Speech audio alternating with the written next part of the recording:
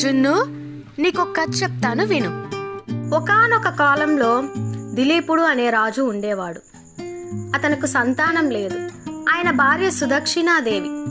మహారాజు పిల్లలు లేరనే తన బాధను గురువైన వశిష్ఠునికి చెప్పుకున్నాడు. గురువు ఆయనకు నందిని అనే ఒక ఆవును చూపించి దానికి సేవ చేయమన్నాడు. మహారాజ దంపతులు నందినిని ఎంతో ప్రేమగా పెంచసాగారు. దిలీపుడు ప్రతిరోజు స్వయంగా దాని సమీపంలోని అడవికి మేతకు తీసుకొని వెళ్ళేవాడు. ఒకరోజు ఎప్పటిలాగానే దిలీపుడు నందినిని అడవికి తీసుకొని వెళ్ళాడు.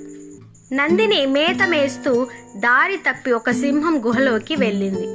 నందినిని చూసిన సింహం తనకు ఆహారం దొరికిందని సంబరపడింది. దానిని తినబోయింది.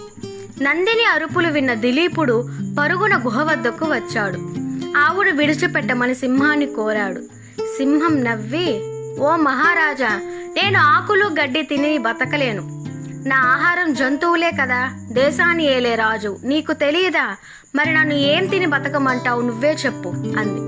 రాజు ఒక్క క్షణం ఆలోచించాడు. సింహం వైపు చూసి, ఈ గోమాతను కన్న బిడ్డలో చూసుకుంటానని మా గురువు గారికి మాటిచ్చాను.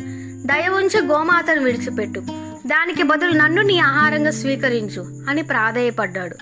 దిలీపుని మాటలు విని సింహం ఆశ్చర్యపోయింది. నీవు బతికి ఉంటే 1000 ఆవులను దానం చేయగలవు, నీ ప్రాణాలు వదులుకుంటావా అని ప్రశ్నించింది. అప్పుడు రాజు, ఒక గోమాతను కాపాడలేని, ఒక మృగరాజు ఆకలి తీర్చలేని నేను ఈ దేశాన్ని ఎలా పాలించగలను అని వినయంగా బదులిచ్చాడు. సింహం సరేనంది. రాజు కళ్ళు మూసుకున్నాడు.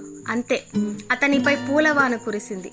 రాజు కళ్ళు తెరిచి చూస్తే దేవతలు ప్రత్యక్షమయ్యారు. ఓ రాజా, నీ ధర్మనిరతిని పరీక్షించడానికే మేము ఈ సింహాన్ని సృష్టించాము. నువ్వు మా పరీక్షలో నెగ్గావు, ఇక నువ్వు నిశ్చింతగా వెళ్ళవచ్చు అన్నారు. మహారాజు వారికి నమస్కరించి నందినిని తీసుకొని ఇంటికి వెళ్ళాడు. కొన్నాళ్ళకు ఆ రాజుకు ఒక కుమారుడు జన్మించాడు. అతనే రఘుమహారాజు. ఈ వంశం వాడే మన శ్రీరాముడు.